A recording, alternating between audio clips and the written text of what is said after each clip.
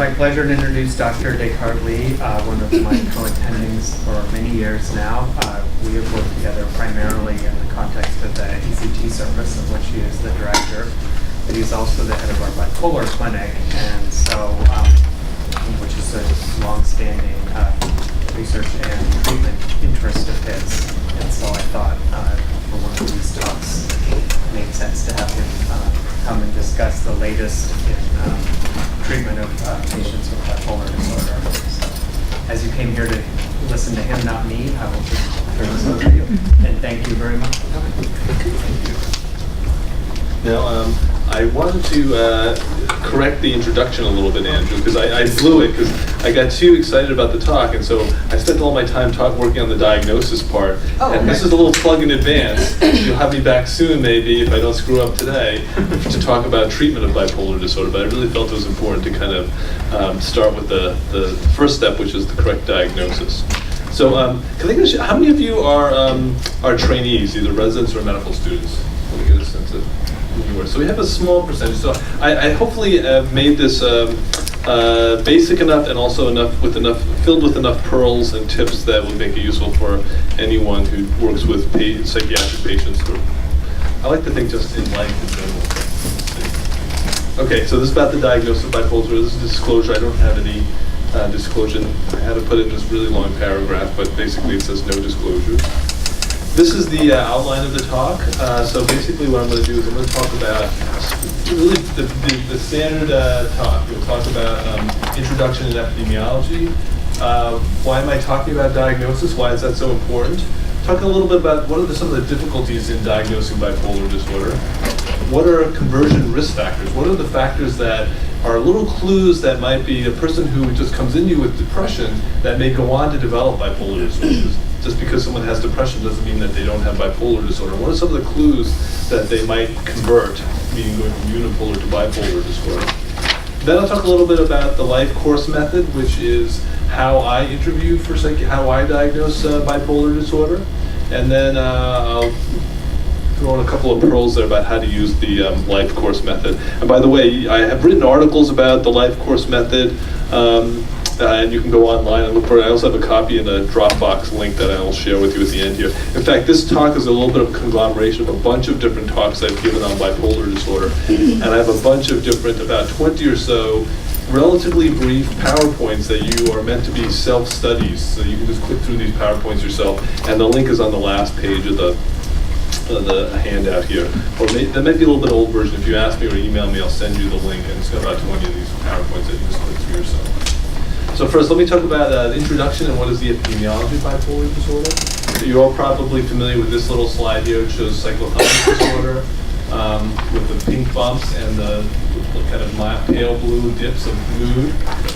That's a 2-year history of intermittent mood episodes. Now, you can have cyclothymic disorder and major depressive disorder at the same time. So that would be having these deeper blue major depressive episodes. Dysthymic disorder represents 2 years worth of subsyndromal depressive symptoms. You can have major depression and dysthymic disorder at the same time. Bipolar 1 is if you've ever had one manic episode in your life, that qualifies you for mania, and that qualifies you for bipolar 1 disorder. And we'll talk a little bit about the difference between bipolar 1 and bipolar 2. Now, by definition, bipolar 2 disorder is someone who's had milder mood elevations, hypomanias, but has never had a mania. So that's bipolar 2 disorder. Okay. So how common is bipolar disorder? There's been, I think, 3 of them, and they all show about the same number. So I'm not going to go through all 3 of them. But basically, for bipolar 1, you get about a 1% lifetime prevalence of bipolar 1 disorder. For bipolar 2, is about a 1.1% prevalence of bipolar of that subtype. So question, a lot of times people think bipolar disorder is kind of like diabetes, so it's better to have diabetes 2 than it is to have diabetes 1, right? I think that's still the case. In bipolar disorder, that's not necessarily the case. Now, a lot of times people misconstrue, well, if you only have hypomanias, that should not be as bad as having mania. And so people would think that, oh, it's better to have bipolar 2 than it is to have bipolar 1. But if you look at the morbidity, which has greater morbidity, bipolar 1 or bipolar 2, is this is a study looking at here's a group of people with bipolar 1 disorder, followed longitudinally over about almost 13 years on average. And you can see in the gray area that about half the time that they're asymptomatic, about a third of the time they're depressed, and this red area, this 10%, is hypomanic or hypomanic. Okay, and then in the bipolar 2 population, you get again about the same amount of time, half asymptomatic, but about half the time is depressed, and a very small red sliver here of hypomania is only 1%. So from a symptomatic point of view and morbidity point of view, they're pretty close actually. People with bipolar 2 often have recurrent depressive symptoms that are very difficult to treat.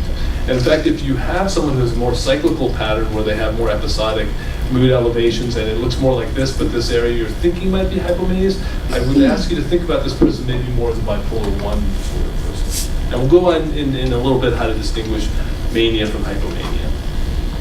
Okay, is bipolar disorder overdiagnosed now? Let's see. Here's a case. A 35-year-old man previously seen by an outside psychiatrist says, "A doctor once told me that I have bipolar disorder." What is the actual likelihood that this guy has bipolar disorder? Anyone wants to guess? So someone comes to you in your office and says, "I've been diagnosed with bipolar disorder." What's the likelihood that they actually do have bipolar disorder? Anyone want to hazard a guess? 50%. 50%. Anyone else? Higher or lower? Lower. Okay. What's a lower number, Kev? 35. 35%. In one study, they actually looked at this. The actual number is 43% likelihood. So that's low enough that you should really question the diagnosis, but it's also high enough that you can't just say, well, just because you say you were diagnosed, that means you don't have it. That's not obviously the case either. How about this case? This is a little bit the inverse. 35-year-old man previously seen by an outside psychiatrist says, "I've been evaluated by a doctor and I was told I didn't have bipolar disorder." What's the likelihood that he has bipolar disorder? Someone who is... Yeah. 5%. 5%, that is the right answer. Oh, nice. Yeah. From the slides.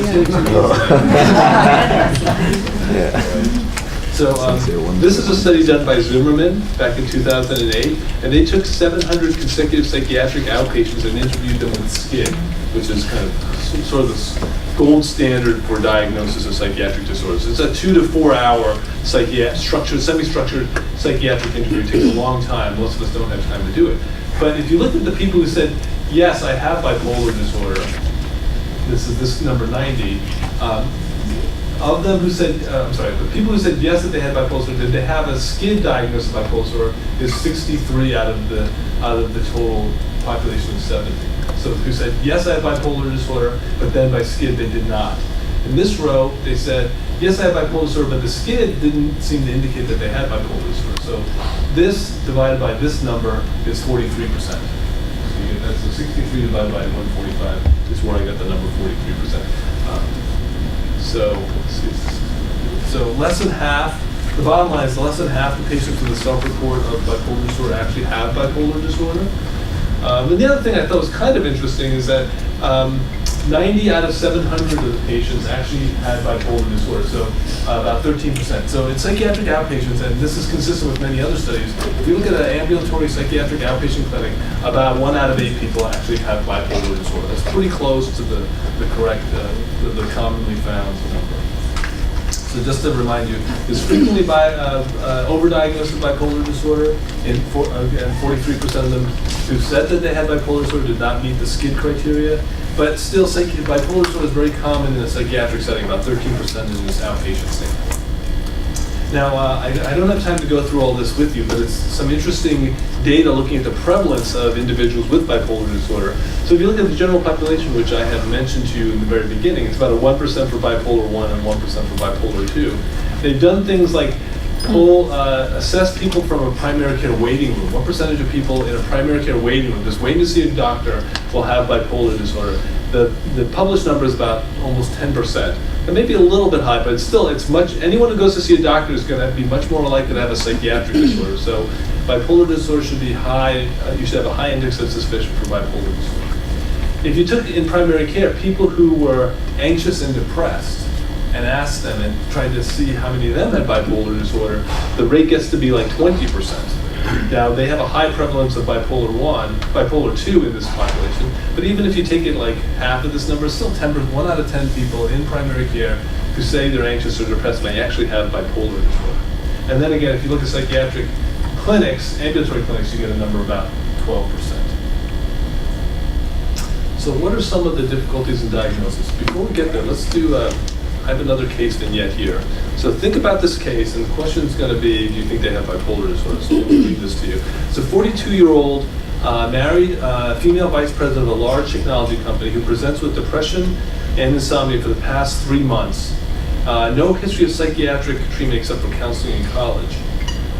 4 months ago, she had 1 month of irritability, 1 month of increased irritability, decreased need for sleep, meaning she only needed to sleep 3 to 4 hours per night, increased sexual activity, and a subjective sense that she was thinking faster than usual. 3 months ago, she missed an important deadline for a grant and had numerous quarrels with coworkers as well as her husband. She had a meeting with the CEO of her company and was notified that disciplinary action was pending because of her behavior. There were no substance abuse and there are no psychotic symptoms. The patient doesn't have any hallucinations or delusions. So she comes to you depressed. And then the question is, does this patient have bipolar 1 disorder or bipolar 2, or does she have bipolar disorder at all? So let me let you think about that for 10 seconds. I'll leave the thing here, 30 seconds. Tell me when when you look up when you have a sense in your mind whether you think the person has bipolar 1 or bipolar 2 or bipolar 2 disorder as well. Okay, let's do a little poll here. How many of you think she has bipolar 1 disorder? So that's 0. No one, okay, 2 people think that. How many think she has bipolar 2 disorder? How many think she doesn't have bipolar disorder at all? Okay. This is a double underhanded trick question. So basically, let me just summarize the case here. She's had 1 month of increased irritability, decreased need for sleep, increased sexual activity, thinking much faster than usual, and pressured speech. There was a marked impairment in that she missed an important deadline, she had numerous quarrels, and disciplinary action was pending. The answer is yes, she has bipolar disorder type 1. That's a mania 3 months ago, right? What happened? I think the vignette is meant to be pretty unequivocal. She meets all the criteria, but it's still common for people not to raise their hand when I ask them to, because they usually think it's some sort of underhanded question, but it's a double underhanded question, meaning it's single. I don't know. But think for yourselves, how come you didn't diagnose it? Was it because you were thinking ahead what I was thinking, or you read the vignette and you weren't really sure? I think it's hard for people to put their money down. So the question you will have, so the patient comes to you depressed in that case vignette. How often will you diagnose patients by directly observing mania or hypomania? How often does that happen? Almost never in an outpatient setting. If you're in a psychiatric inpatient setting, yes, then you may see some individuals with mania. But in the psychiatric outpatient setting, they usually won't come to see us. Mostly because if you're feeling hypomanic, the motivation to go see your doctor is actually quite small, right? You're feeling pretty good. Why would you go see a doctor? Do you go to see a doctor when you're feeling particularly good? No one does. So the other thing is that people often miss manias versus hypomanias. I noticed a number of you raised your hand for bipolar type 2. Maybe thinking that she was hypomanic. I don't know exactly what you're thinking, but what happens is when we work in inpatient units, we often think, oh, this person, unless they're hospitalized or psychotic, then they're not manic. You can be manic if you meet the criteria for mania. So let me go through those really quickly for you, just as a little refresher. So the criteria A for hypomania is 4 days. Criteria A for mania is 1 week. Criteria B is the classic dig fast criteria, distractibility, insomnia, grandiosity, etc. I won't go through those. Criteria C is, it has to be an unequivocal change. So the hypomanic criteria is a sense that the person is actually different than usual, because you will meet individuals who have high energy, talk really fast, and that's their baseline. So that does not count as a hypomania. Right? Sometimes in psychiatry we call that a hyperthymic temperament, so who's high pressure, talk really fast. This change has to be observable by others. I like this criteria D for hypomania because it's a good reminder for everyone to get collateral information. Now, criteria E is this very unusual criteria, at least unusual in the DSM-5 sense, in that it has to be not severe enough to cause marked impairment. Criteria D for a manic episode, it has to cause marked impairment or hospitalization or psychosis. So the question is, what constitutes a marked impairment? So in the little vignette I gave you was really, she missed the deadline, she got into a fight, she's on disciplinary action. That's meant to be a marked impairment. So that is a mania by definition, if it's a marked impairment. And then criteria F and E respectively are not due to a substance or general. So, any questions about mania versus hypomania? It's not a question. In defense of all the people who thought maybe 2, not 1, we're used to the mania being something very dramatic. Yeah. I think, like, people being hospitalized, like you said, or I can think of intern cases that I've seen when I was an intern. Yeah. So that's why I think this was harder, because she was still functioning somehow. Right. And you don't see, when you're the intern, when you're working on psychiatric inpatient use, you'll never see anyone with mild episodes of dementia. You may see individuals with mixed episodes, which I'm not going to get into today, but that's a really good point. And it's not something we're used to seeing. And in fact, most doctors, we won't see it that often, even outpatient psychiatrists. You don't see hypomania in your office that much. You might hear, I missed an appointment because I was feeling good, I had other things to do. You might hear that. But you may not see the person directly. Any other questions about mania? I think the key thing is this marked impairment business. That's the key separating factor. And then, one thing I also want to mention, more in terms of the treatment implications, is that we have a lot more data about how to treat people with bipolar 1 than we do with people with bipolar 2. Bipolar 2, we don't have as much information about what's the best treatment for those individuals. And in fact, most of the time, those individuals are kind of more like recurrent major depressive type individuals, in that they'll have multiple major depressive episodes, but then occasional rare hypomanias, which it's hard to know what the significance of those are. Okay, I thought just for fun, I thought I'd show us a clip of Awakenings. This is from 1990. So how many of you have seen this film? How many of you are willing to reveal that you're old enough to have seen this film? Okay, so if you haven't seen the film, it's an excellent description of encephalitis lethargica, or von Kahneman's encephalitis, or severe Parkinson's. But in this scene, this is Robin Williams and Robert De Niro playing the patient, where Robin Williams notices a change in Robert De Niro, the patient, in his functioning. It's a relatively brief clip, but I want to show you about what I'm particularly interested in, what is Robin Williams' reaction, or how does he explain this syndrome that he's about to witness?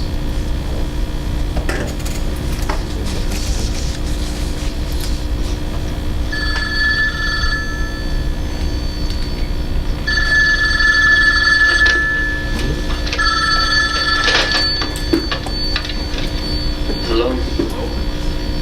Dr. Sayre? Dr. Sayre, I've got to talk to you. Leonard? Yes. I think it's important. Some of the things were said. Well, I just got to talk to you. What kind of things?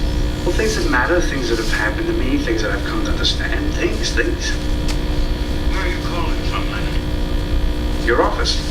It's very late. Is it? Leonard. You stay there. I'll be right over. Good.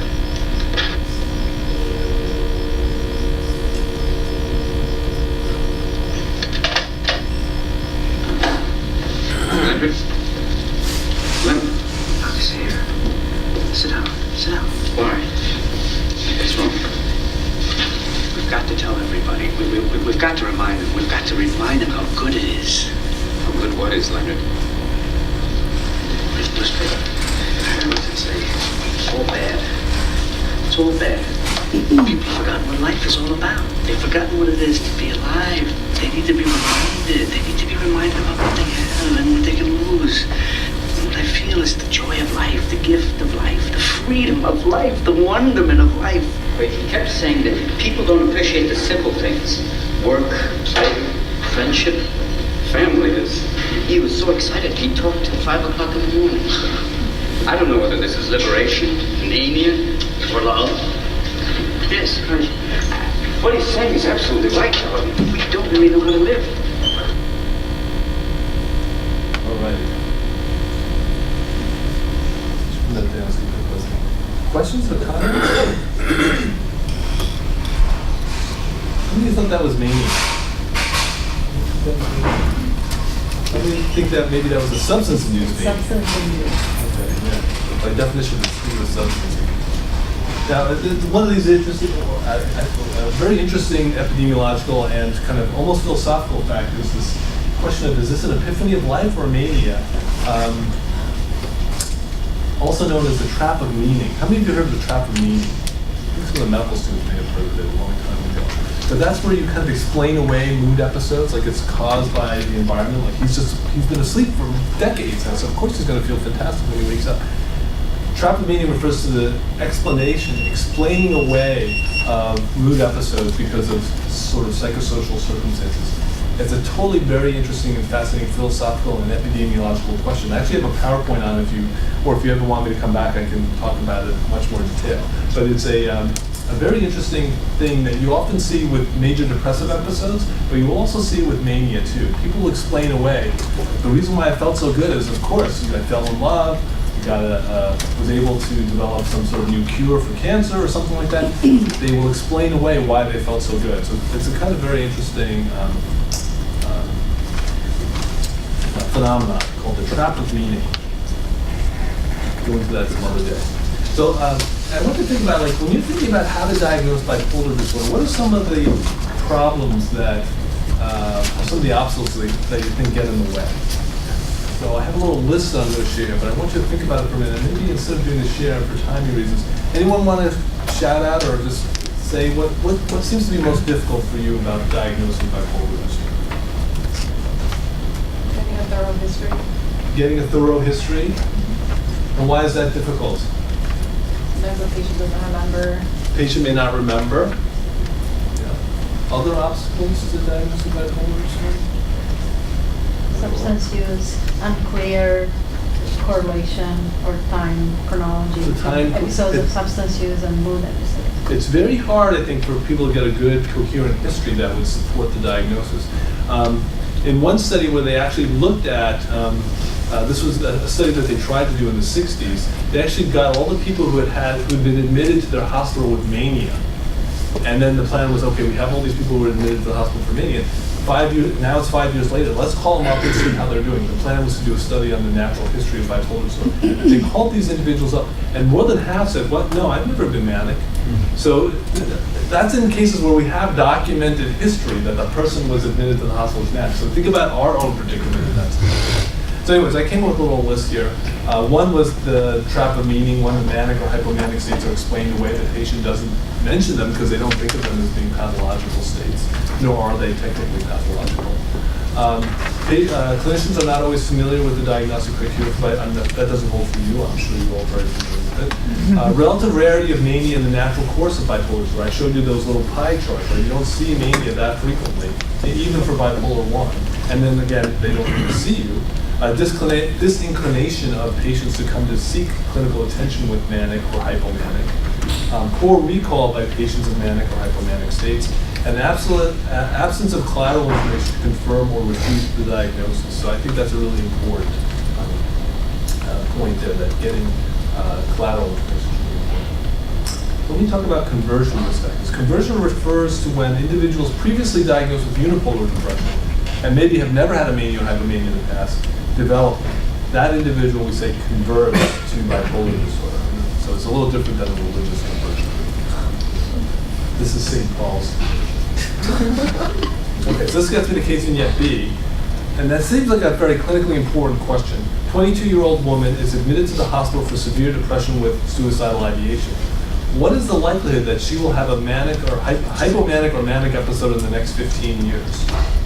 Actually, I'll make it a little bit easier here. Questions here. So, how many of you think there's 5% chance that she'll develop mania or hypomania in the next 15 years? How many of you think if it's 10%? How many of you think it's 20%? How many of you think it's 40%? 65% chance? So most people hovered around 20%. The correct answer is 40%. 40% chance that she'll. Why do I say 40% chance? Well, Goldberg had a small study of 74, that's not too small, subjects who were hospitalized and who were younger. They were all 25 years of age or less when they were hospitalized for depression, not for mania. They found that the conversion rate over the next 15 years was pretty high, 41%. And this is the survival chart looking at this. And I bring this one up because it's the most kind of obvious one. So someone who's relatively young, relatively young, severe depression, admitted to the hospital. There's been several studies looking at what you do is you follow a cohort of people with unipolar depression, and you follow them over time. There have been several of these studies done, and you find out what percentage of them go on to have manias or hypomanias, and then also you try to look for what are the risk factors that seems to indicate that individuals are at greater risk. So I won't go into all the details, but here are 4 studies looking at. One of them is the Goldberg study that I just mentioned. But if you look at Kiskel has this larger cohort, and then these are other larger 300 plus people, where they followed individuals on average 10 plus years.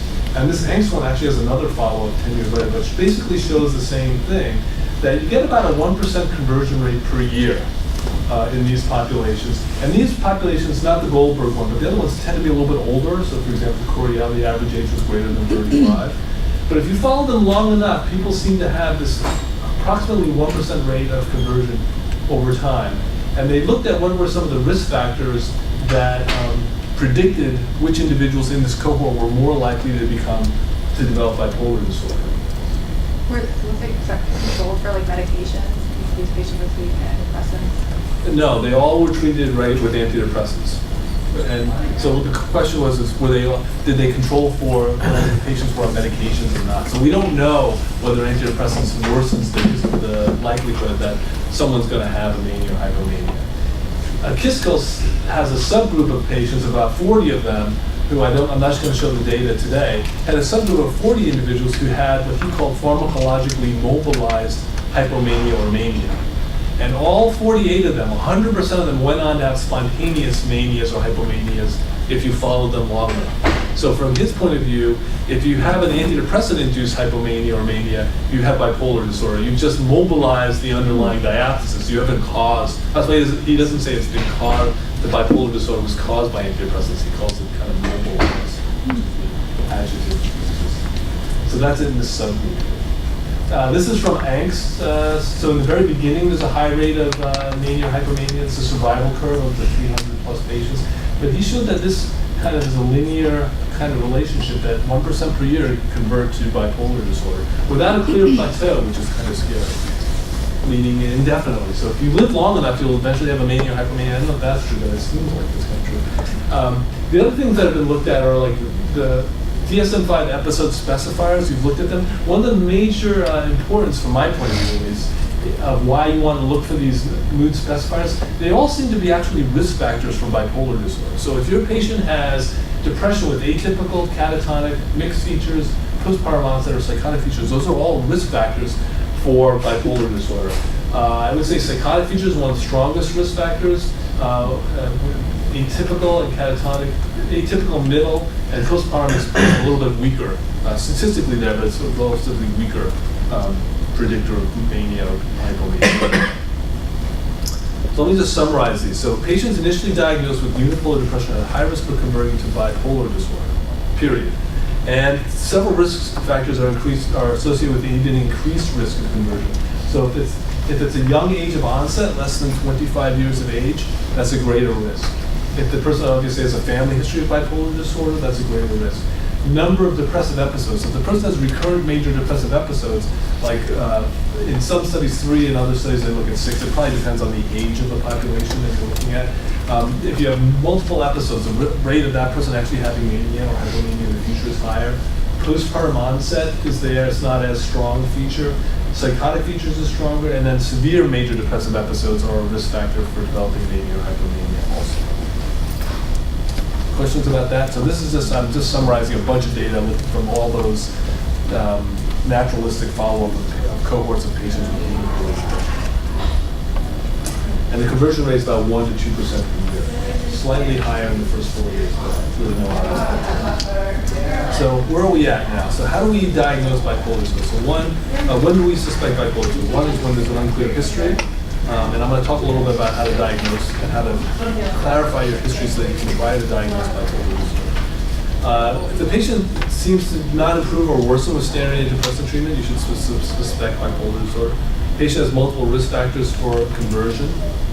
And so let me go into now how do we get over these things. But any questions up to this point? I'm Bill? wondering if a suicide attempt would also be a risk factor for development of bipolar. Suicide attempt as a risk factor for bipolar. I think it'd probably be, I don't know the answer to that. I don't think they've looked at that specifically. It's probably confounded by either cluster B traits or impulsivity, or because in Kiskel's study, they looked at like things like impulsivity as baseline temperamental traits. Did seem to predict mania or hypomanias later. So Kiskel had this whole personality thing where he looks, and he's the big guy into the bipolar spectrum. I guess a follow-up is suicide attempts greater in the bipolar population than the major depressive population? I don't know the answer to that. The question is suicide attempts greater in the bipolar population than the unipolar? You'd have to use some sort of fudge factor for severity. I think if you just took all people with unipolar depression, it's so heterogeneous, you get all the people with the mild depression, I don't think you would, but the severe recurrent major depressive, if you could somehow control for severity, like you want to get the more severely recurrent depressions, then you'd be more likely to have a similar outcome. Individuals with recurrent major depressive episodes begin to look more and more like people with bipolar disorder if you look at things like family history and so forth. If you're really clear about people with these clear-cut recurrent episodes. As you know, depression is this highly prevalent, like 15 or 16% prevalence in the population, and you have a whole range of people with mild depression, mild chronic, versus people with the recurrent, more severe. I have a question. Yes. So I can go back to the other slide. I was curious for the folks who are not improving with medication, are there other things that you would consider, such as if they've had a full course of CBT or some other evidence-based psychological treatment before you kind of suspect bipolar disorder? I think you would still suspect either way. I mean, it's something that should be in the back of your mind no matter what. I run our bipolar disorder program, so I'm going to be an advocate of like, you should always think about it no matter what. If someone's diagnosed with depression, their risk for bipolar disorder is obviously much greater. It doesn't just because I diagnose them with depression doesn't mean that they're now invulnerable from having either I missed the diagnosis to begin with, or the other possibility is they can go on, especially if they're young, to have a mania or hypomania later. So doing very good on time here. So plenty of if you have more questions, happy to welcome them. And I'll have some time at the end, it looks like. So the life course is a fancy name I gave to how to do a psychiatric interview for looking specifically for someone with bipolar disorder, but it can be obviously used for anyone with any psychiatric disorder. It just takes a little bit more time. Now, how many of you have ever asked this question? Have you ever in your life ever felt unusually elevated or irritable? Has anyone ever asked that question? Yeah, we all ask that question. That way you can check off that little box in your HBI saying you screened for bipolar disorder. But has anyone had a good yield with this question? Not really. I find that this question sucks. Because if you imagine someone asks you this question, hey, have you ever in your life ever felt unusually elevated or irritable? Vivek's looking right at me. Vivek, have you? Yes, Vivek was, yeah, I'm pretty sure Vivek is at some point in his life. It depends on what you mean by unusually and elevated and irritable. And, so I think the yield from this question is really low, and the responses are particularly kind of unhelpful. Now, it's not unreasonable to ask it so you can check off the box, but from a clinical point of view, I don't think it adds anything. I haven't found it adds anything. But in addition, we need lots of information. So we want to get all the risk factors that are associated with conversion, right? So you want to get all the things I just mentioned that are related to possibility of having bipolar disorder. And then there's other important information you might want to get too, such as triggering events for episodes. Has the person had prodromes of bipolar mania? What are the treatments? Have they had episodes and how many? What the courses and what the baseline function is. So even if you think the person probably does have bipolar disorder, there's a bunch of important information that you want to get here, right? So how do we systematically get all this information, right? Kids like to say it's ginormous, the database is ginormous. How do we cover it all? Now, how many of you have been taught a strategy to obtain a systematic psychiatric history for bipolar disorder? So I'm going to teach you now how to do a systematic psychiatric history for bipolar disorder. And I would argue that it might be generalizable to other disorders too, like schizophrenia or OCD as well. So the life course method, and again, I have it here, and you can look it up here. It's a PDF. It's been published in the Carlat report, for those of you who know that newsletter, but you can get it for free off their website. I asked them to. So it's a super simple idea. Basically, you start from the beginning of the patient's history of mood or psychiatric problems. So when did you first start having mood or psychiatric symptoms? I would say about 90% of the time, patients will tell me my entire life, but I'll get into how do you get around that. What I try to do is, once I get a history of where it starts, I'm beginning to think about dividing the person's history up into epochs of time. So little blocks of time that I can then screen a block at a time. So I'm not coasting through the entire history. So using life events, I'll try to go through, I'll try to divide up the history into epochs of time. Then you go chronologically forward within each epoch with special attention to mood episodes and significant life events. Okay, and then for each mood episode, so if you get a mood episode, you want to obtain prodromal symptoms, the medications tried and their efficacy, and of course the adherence to medications as well, because that's a super important thing to find out. And then, if possible, obtain collateral information. We often forget to do that. Okay, so what does that look like? So what this looks like is you're starting at the very beginning, and you're just marching your way forward. If the patient starts telling you about other periods of time, you don't go into those other periods of time. You make sure you finish your own little epoch that you're working on first before you proceed to the next one, because otherwise you will get lost. Okay, so what are the advantages and disadvantages? The advantages, it's very complete. The gaps become obvious, because if you don't have enough time, say I didn't get it. So what I would like to do is, what I often do is I'll screen the person's history for like high school, college, job, or let's say they lived in Chicago for 10 years before coming here. I'll make each one of those as a little block of time. So it takes a little practice, or it's your own, can be relatively idiosyncratic about what you like to do. But high school and college are very easy periods to screen because people have very good memories, particularly when they're younger, about what happened to them. So people will remember, oh, when I was in my sophomore year in college, I had that episode where I couldn't get out of bed. They will remember that very clearly. So then I'll go through all of college as a little epoch, and then I'll go to the next period. So does that make sense about how you do an epoch? Now so it's very complete. If you don't have time to go through, say, college or the 10 years that they lived in Chicago, or the 5-year marriage that they had to so-and-so, you can bracket that and come back to it at some future point. So the gaps become very obvious when you have the history divided up into little pieces like that. So that's why it's so important to divide up the history into little blocks. The other thing I like about this way of doing it is you don't have to memorize things. Like, oh, I need to remember the number of episodes. Oh, I need to remember, did they have psychotic symptoms? Oh, I need to remember, you don't need to remember those things. Because if you go through this chronologically, this kind of history in order, you'll get all those pieces of data without having to specifically remember them, right? You won't have to remember the prodrome if you go march forward step by step.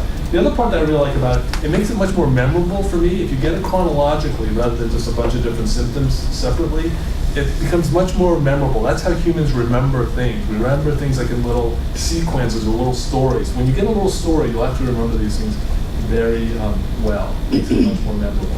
The downside is that it's very time consuming, so you have to take your time about what you do. So when's the right setting for the life course method? It's probably not the emergency room when things are really acute. Emergency room, you're just there for triage. You don't need to make the big diagnosis. You just need to make sure, is the person safe to go home, or do they need to come in the hospital?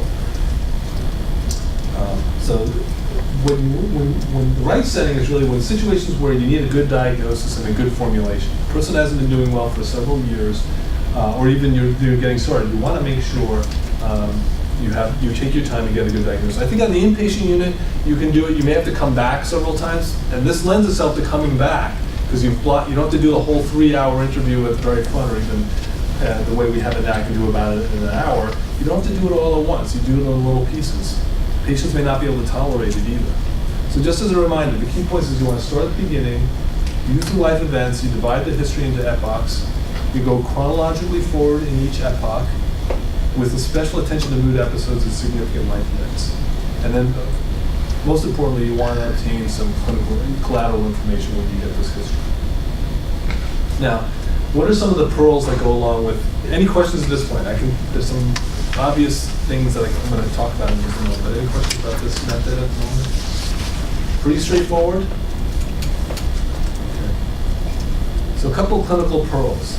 So one, if you already have the diagnosis, you're pretty sure if you've gotten one episode of mania, you pretty much now know the person has bipolar disorder. So what you want to do if you're already clear about the diagnosis, you want to focus on the prodrome.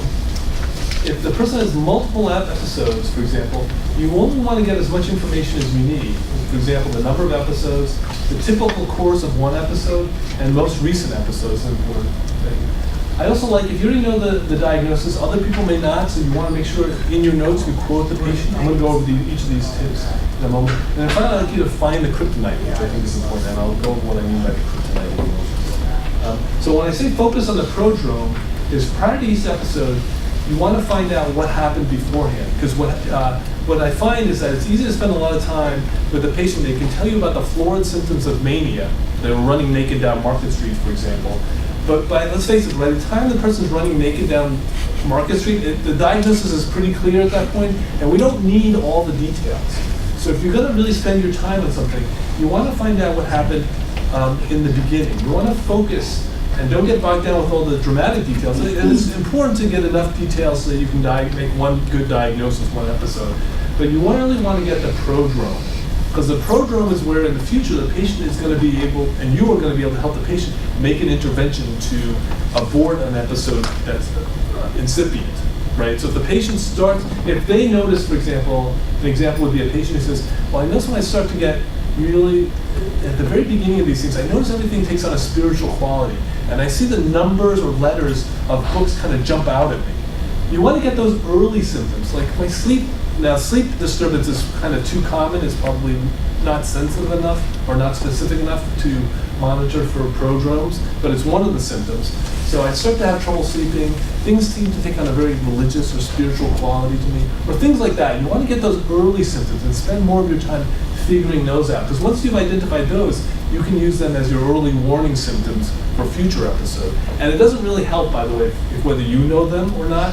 What the patient is the one who needs to be sensitized to them. So when you're getting that history, I also am educating them, like, I want you to pay attention to these because these are really important for when you start having these symptoms, and you should let me know, or this is where it gets into the treatment part, which I'm not going to go too much into, but where the patient can then start to take a little bit of Seroquel and call you up rather than call you up from the ED or whatever when it's too late.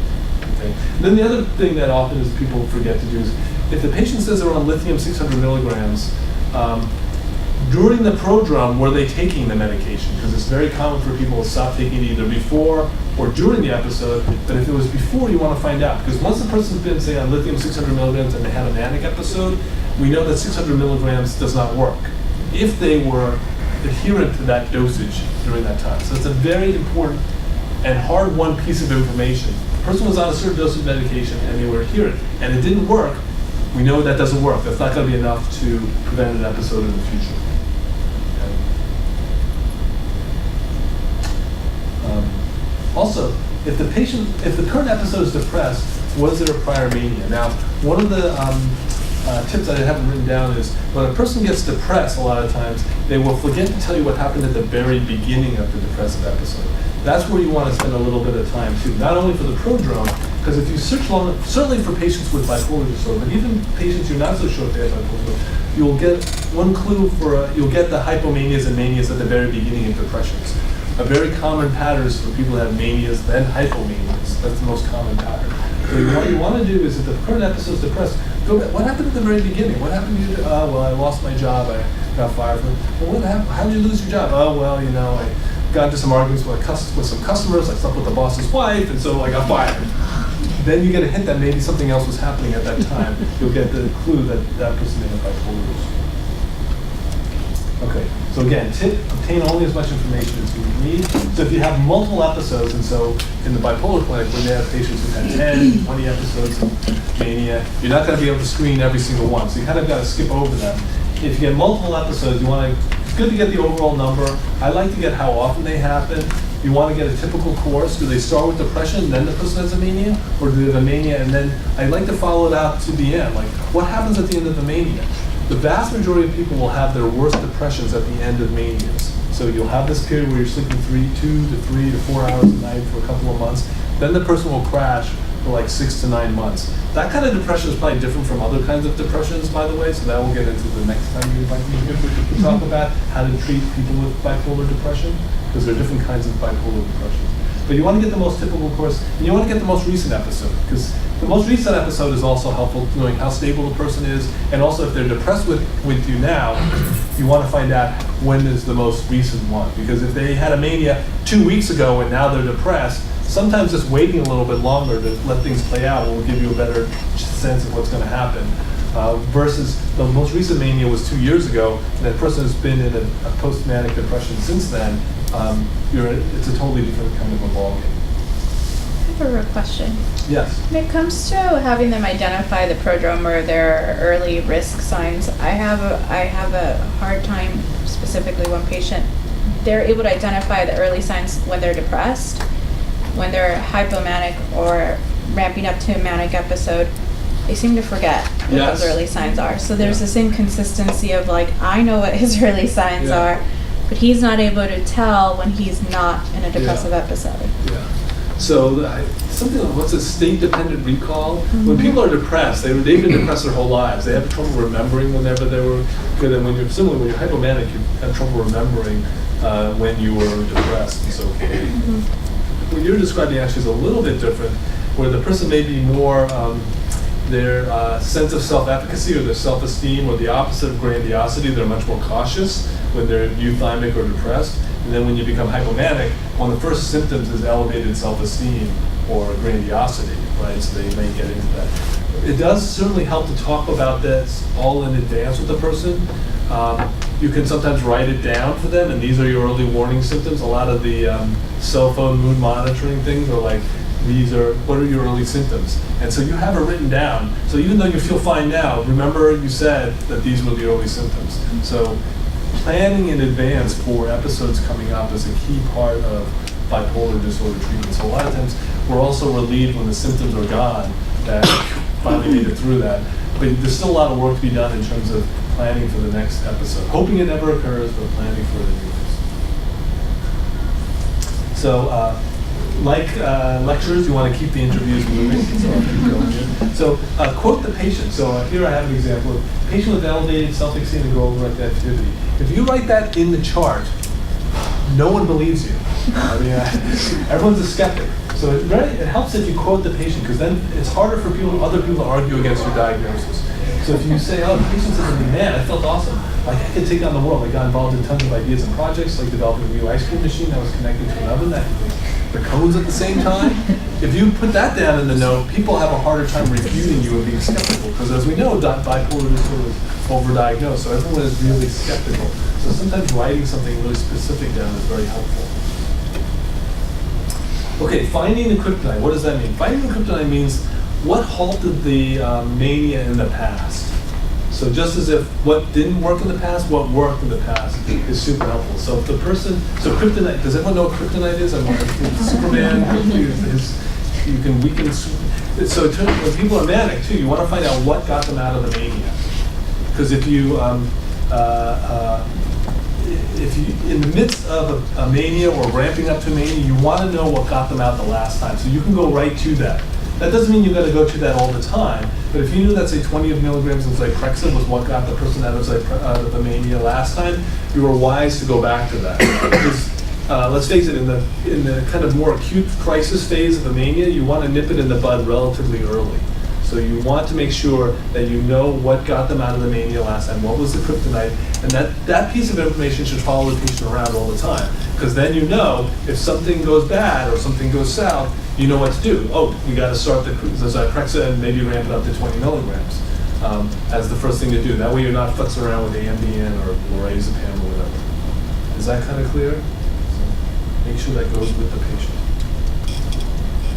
So, yeah. So by kryptonite, do you essentially mean a medication, not other things? Usually I mean the medication. Usually it's like, we're getting down to the crisis here, so. But if there are other things that work, obviously that's fine too, but I'm thinking more about like the medication. And that, the kind of correlate to this is make sure the patient has some kryptonite with them whenever they need it. So I've found that making sure that the patient has a small supply of usually atypical antipsychotic that got them out is super helpful. That'll save them and you, more importantly them actually, a hospitalization. It'll save you being woken up in the middle of the night with a phone call or the poor resident who's on call. But they can, stay at home and they don't necessarily have to be hospitalized. So that's another important thing. Okay, practice. So this is meant to be. This guy reminds me of my high school PE teacher. He goes, what is it with you? Is it ignorance or is it apathy? And I said, I don't know and I don't care. So this reminds me of it's important to practice. When you do this kind of method, if you get a chance, and it's going to be awkward at first, it takes time, and you have to practice about how much time you want to take with each little piece. If you guys ever want to come over to Bipolar Clinic and watch me or do it, or watch one of the residents because they've all been practicing how to do this kind of thing, it actually takes a little bit of practice to develop a sense of what you want to know, what kinds of things you can kind of let slide. Because let's face it, if you took a long history and were really systematic, it could take days to get through something like this. You have to know what the clues are that you're going to try to pick up on what you're trying to do. And then the other thing, you can screw up everything else. Getting collateral information is super helpful. So reviewing the key pieces of your history with family members is super helpful. Okay, so I'm just winding up here. Let me just summarize. So I talked about the epidemiology of bipolar disorder. It's pretty common in the general population, 1%, 1 to 2%, but it's even more common in clinical populations. It is over and underdiagnosed. Bipolar disorder is over and underdiagnosed. Still people come into the bipolar clinic who've seen multiple clinicians. We think they have a clear-cut case of bipolar disorder, but they've been in a bad place for 10, 20 years. So that kind of sucks when diagnosis is missed. There are a lot of difficulties in diagnosis. It's not easy to get this kind of history. People don't remember that they were ever manic or hypomanic. They don't come to see you when they're hypomanic or manic. But there are a lot of reasons why there